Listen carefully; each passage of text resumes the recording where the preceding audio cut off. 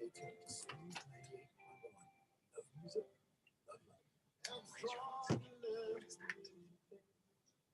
talk about the emotions you feel when you start a business in Nigeria. First, there's excitement. We live on YouTube?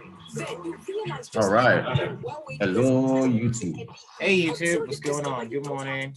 You can leverage technology powered by a team of people who are genuinely interested in your success and easily access all the tools you need to grow your business. With a Okay, so we're talking about you can create your online store, accept a track payment from debit cards, bank transfers, USSD, QR Nigerian codes, inflation POS expectations for online and February. physical stores, Yeah. digitize your bookkeeping, reduce late payments, and lots more. You see, it doesn't have to be so hard. QuickTeller Business makes business better. Visit business.quickteller.com to register your 14.4 business. million Nigerians facing food crisis. Now, wow.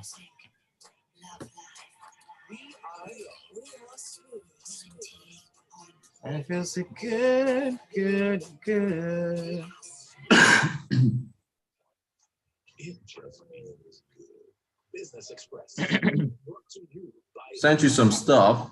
Okay, got it.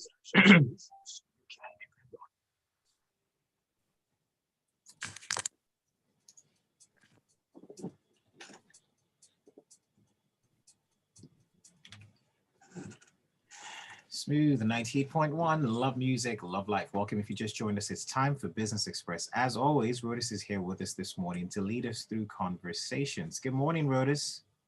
Good morning, Mr. Incredible, Mr. Everywhere You Go, Baker 19. It's good to see you on The Breakfast. Good to see you on Drive. Good to see you on everywhere, man. And good morning to all our viewers and listeners. Good morning. Good to see you too, Rotus. Well, if you want to be a part of our conversation, as always, the numbers are still the same. Reach out to us on WhatsApp, 0809-444-0981. Plus, we're streaming live on YouTube, so please head on down to our YouTube page and leave a comment there as well.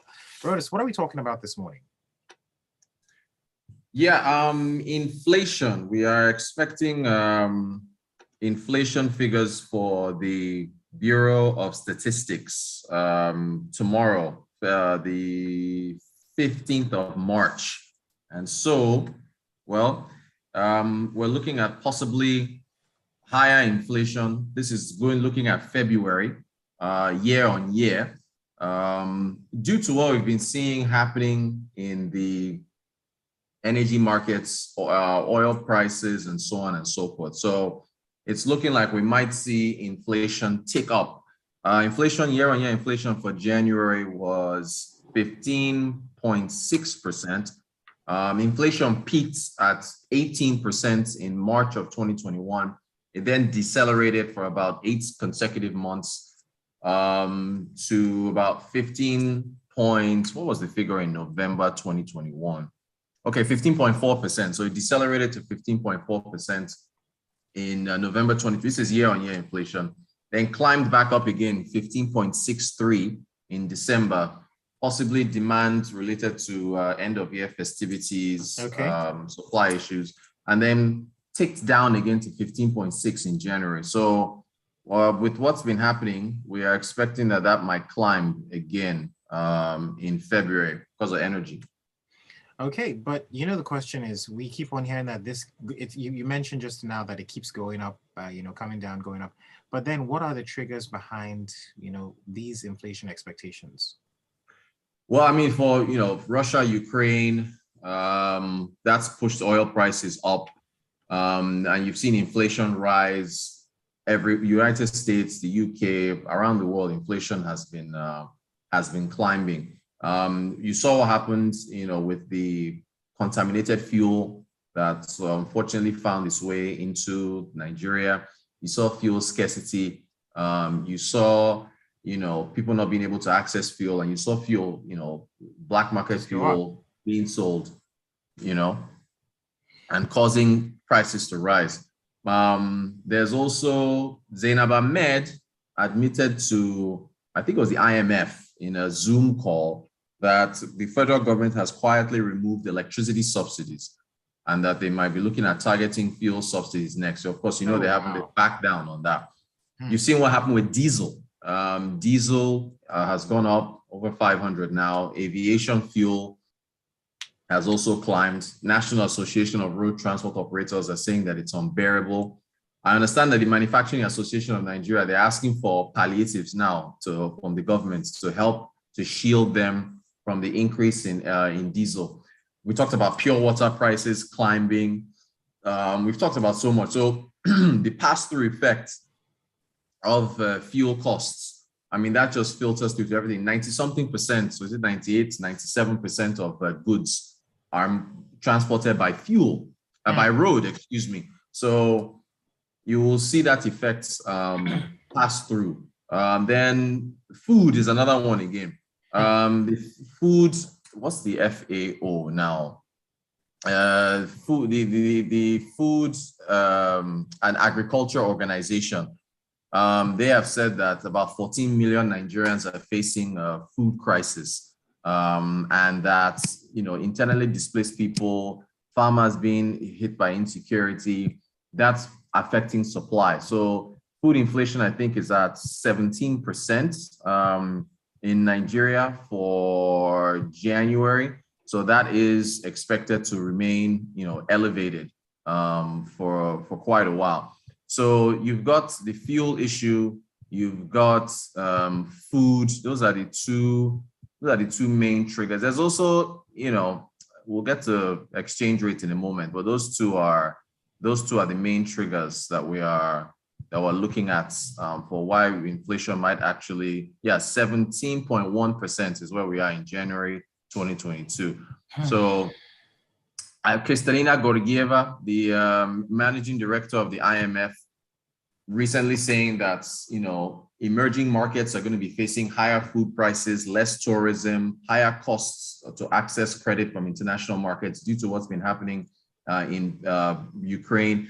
So you put all this together from the energy side and the food side, those are big contributors to the inflation, the CPI basket, the consumer price index basket. That's the basket of goods and services that the Bureau of Statistics measures when they are churning out those inflation figures. So, you know, between those two, year on year, we might see a pickup in February for inflation. So it's not, it ain't easy, you know. Oh, it ain't easy. Yeah. Well, if you've got questions for Rotus this morning, please send them to 0809-444-0981. I mean, with all that you've put out there, I'm sure that there's so much to discuss. But outside that, though, let's move past that. Let's talk about the foreign exchange. Okay. So, I mean, it's understood that speculators may be targeting the Naira. So, I mean, how does all this come into play? So a few banks, I think UBA, Zenith, GTB, they've all released notifications to customers saying that the US dollar spending limit on Naira debit cards has been reduced. I think they all reduced it from about $100 a month to $20 a month. And they're saying that that's because of a lack of access to foreign exchange.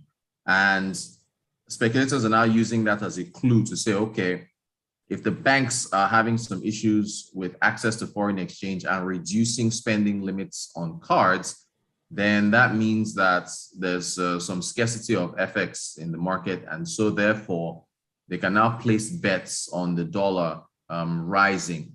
On the parallel market, I mean, on the official exchange, the dollar costs are rising. Yeah, and on the official markets, it's about 415, 416. But on the parallel market, we've seen it climb to almost 580 in the last few days. So that's what they're using. And speculators, I mean, it's dangerous stuff because speculators betting against the currency will put pressure on it. What you do is you buy up more dollars in the anticipation that the price is going to rise over the next few months or so. And that now places pressure, that reduces the amount of dollars in circulation, which now increases its cost. So, you know, it's a shame that we've had fuel prices, oil prices rise to where they are. I think they've come down to about $110 a barrel. But unfortunately, Nigeria has not been able to reap the rewards of oil prices climbing due to production issues, aging infrastructure, vandalism, oil theft. We should have seen oil dollar receipts rise, and that would have allowed the central bank the chance to be able to defend the Naira. But unfortunately, due to the issues that we're facing, those are not rising. So that's what we're seeing. We have to really monitor the naira's exchange rate value against the dollar this week, and in fact for the rest of this month, to see how things, because that was a red flag coming from some of those banks with respect to them that having reduced their US dollar spending limit on those naira debit cards. So it's all right, got tough. a few messages in here. This one from Bingakam. He says the Lent and Ramadan season is coming after each other this year. This means prices are going to head for the sky. And he says the warnings are dire for food in Nigeria, but what is the government going to do beyond trying to ban export of maize like some monopolists have advised? Well, like I mentioned, that's Bingakamo. Also, Yinka Bolu comes in to say, wait, Rotus, I was informed yesterday on our way back from church that of the need to review our allocation for food. Why?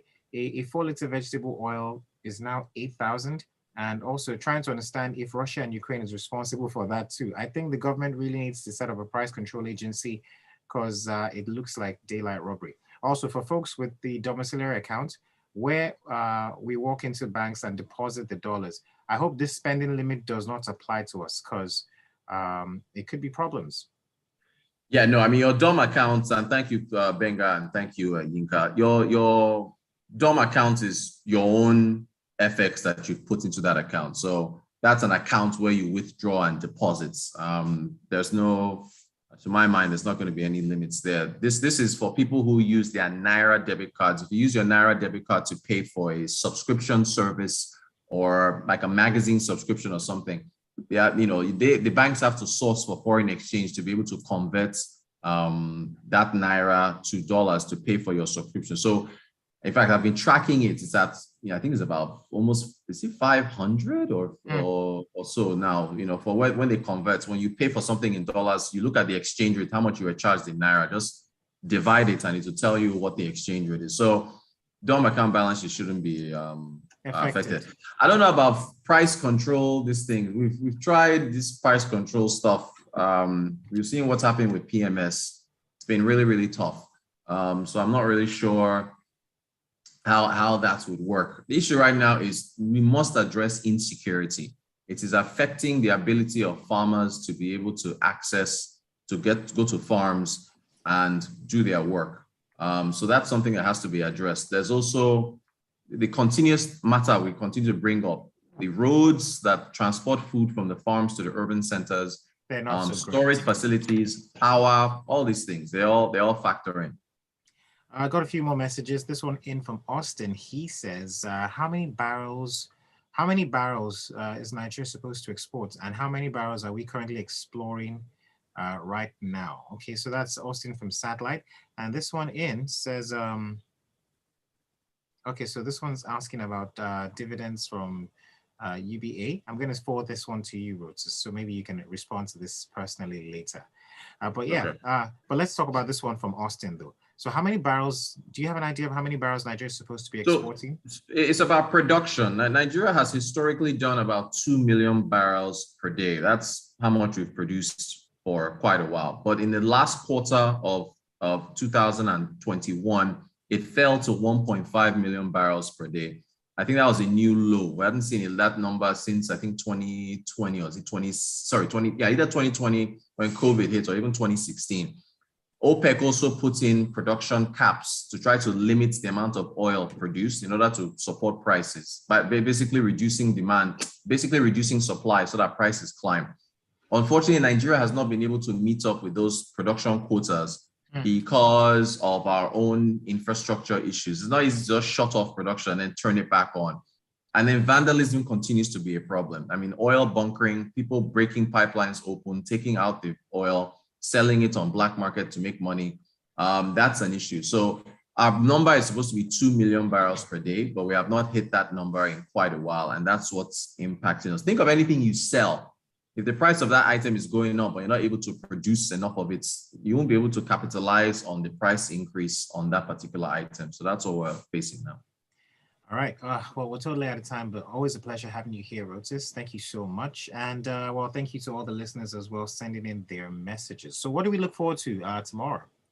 So inflation, we'll get those inflation numbers hopefully early in the day. If not, maybe later in the day. But that's the big number that we're waiting for. That's what everybody's waiting for. Nigeria's year-on-year inflation for February. We'll see what those figures, it's still expected to be in double digits. The issue is whether it rises from the 15.6% mark in January or falls. I'll be surprised if it does fall. So we'll see what happens. All right. Thanks again, Rotus. You can find Rotus on Twitter at RotanQuote. And of course, keep in touch with us here at the Smooth Station. We're at Smooth 981 FM across all platforms. All right. Take it easy.